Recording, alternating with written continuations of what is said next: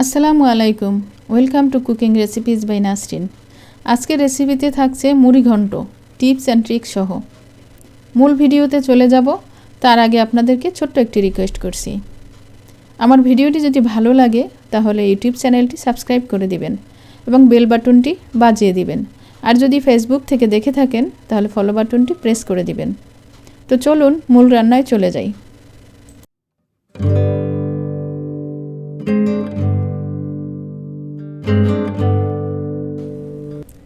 কাতল মাছের মাথা নিয়েছি। মাথার ওজন প্রায় 1 কেজির মতো। বাজার থেকে কেটেই নিয়ে এসেছি। আর মাথাটিকে খুব ভালোভাবে ধুয়ে পরিষ্কার করে নিয়েছি। মাছের মাথা কিভাবে পরিষ্কার করলে বাজে গন্ধ থাকবে না সেই ট্রিক্সটি পরে বলছি। তো সামান্য হলুদ এবং লবণ মাখিয়ে নিচ্ছি।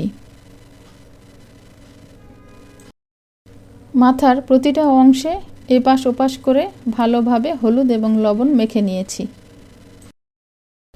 মুড়িঘণ্ট রান্না করতে মাছের মাথার পাশাপাশি লাগছে মুগ ডাল। তো হাফ কেজি পরিমাণ মুগ ডাল নিয়েছি। ডালগুলোকে সামান্য ভেজে নেব। তো চলুন কিচেনে চলে যাই। চুলায় একটি ফ্রাইং প্যান বসিয়ে দিয়েছি। ফ্রাইং প্যানটি হালকা গরম হলে ডালগুলো দিয়ে দিচ্ছি। মুগ ডাল অবশ্যই ভেজে নিতে হবে, নয়তো কাঁচা গন্ধ থাকবে, যেটা খেতে মোটেই ভালো লাগবে না। লো আঁচে প্রায় 5 মিনিট ভেজে নিতে হবে। ডালগুলো ভাজার এক পর্যায়ে নিচ থেকে কিছু ডাল লাল লাল হয়ে আসবে, তখনই বুঝতে হবে ডাল ভাজা হয়েছে এবং নর্মাল পানিতে ভিজিয়ে রাখতে হবে 10 মিনিট। ফ্রাইং প্যানে সরিষার তেল দিয়ে দিলাম 2 টেবিল চামচ পরিমাণ। তেল গরম হলে মাছের মাথা দিয়ে দিচ্ছি এবং কিছুটা লাল লাল করে ভেজে নেব। এখানে আপনারা চাইলে সয়াবিন তেলও ব্যবহার করতে পারবেন। খুব বেশি শক্ত করে ভাজা যাবে না, সামান্য লাল লাল হলেই উল্টিয়ে দিতে হবে এবং অন্য পাশও ওই একই রকম লাল লাল হলে উঠিয়ে নিচ্ছি। এভাবে মাছের মাথার সবগুলো টুকরোই ভেজে নিলাম। তো চলে যাচ্ছি পরবর্তী স্টেপে। সেম পাত্রেই পরিমাণ মতো তেল অ্যাড করলাম। এখানেও আপনারা চাইলে সরিষার তেল বাদে সয়াবিন তেলও ব্যবহার করতে পারবেন। ঘি দিয়ে দিলাম 1 চা চামচ। মুড়িঘণ্ট রান্নায় ঘিটা কিন্তু দিবেনই, কারণ ঘি দিলে মুড়িঘণ্টের স্বাদটা অনেকটাই বদলে যায়। আপনারা রান্না করে দেখবেন যে কতটা তফাৎ। দিয়ে দিচ্ছি কিছু আস্ত গরম মশলা। তেজপাতা 2টি, দারুচিনি বড় সাইজের 2 টুকরা এবং এলাচ 4-5টি। আর সাথে দিয়ে দিচ্ছি 3টি বড় সাইজের পেঁয়াজ কুচি।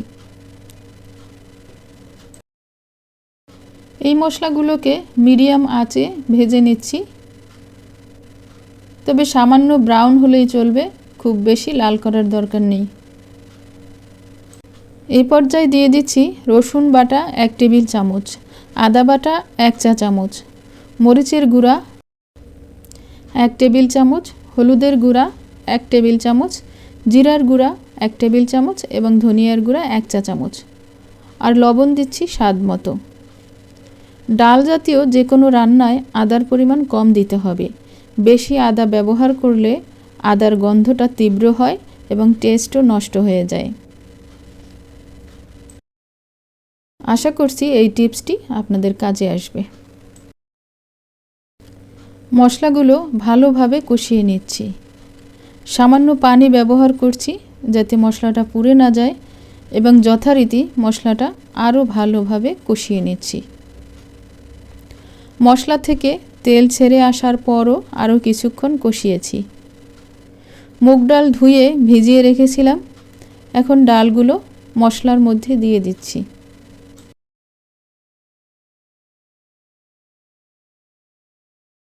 মশলার সাথে ডালগুলো সামান্য কষিয়ে নিচ্ছি। 2 মিনিট কষালেই হবে। 2 মিনিট পরে মাছের মাথা দিয়ে দিচ্ছি। ডালের সাথে মাথা ভালোভাবে কষিয়ে নেব। আরও 2 মিনিট সময় নিয়ে কষিয়ে নিচ্ছি।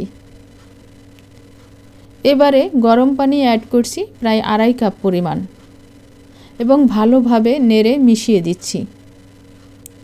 এবারে ঢাকনা দিয়ে রান্না করব অন্তত 10 মিনিট। চুলার আঁচ মিডিয়ামে থাকবে। 10 মিনিট পরে দেখে নিচ্ছি ডাল সেদ্ধ হয়েছে কিনা। সেদ্ধ হয়নি তো আরও 5 মিনিট রেখে দিলাম লো আঁচে। 5 মিনিট পরে ডাল সেদ্ধ হয়েছে।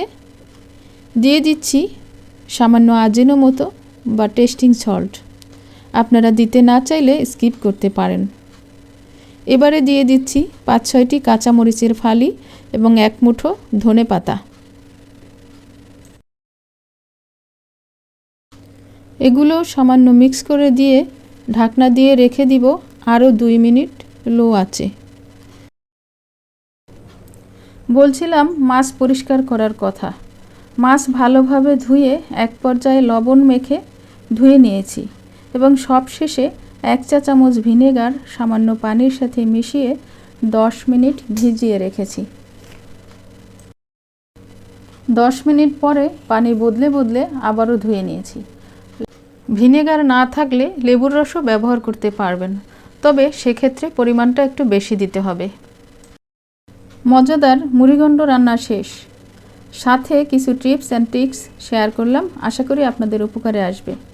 সার্ভ করে দেখাচ্ছি। এই রান্নাটা কিন্তু খেতে দারুণ। আপনারা অবশ্যই বাসায় ট্রাই করবেন। আর যাবার আগে আরেকটি কথা বলছি, ভালো খাবার খান, সুস্থ থাকুন। It good food, feel good. আজ এ পর্যন্তই। আল্লাহ হাফেজ।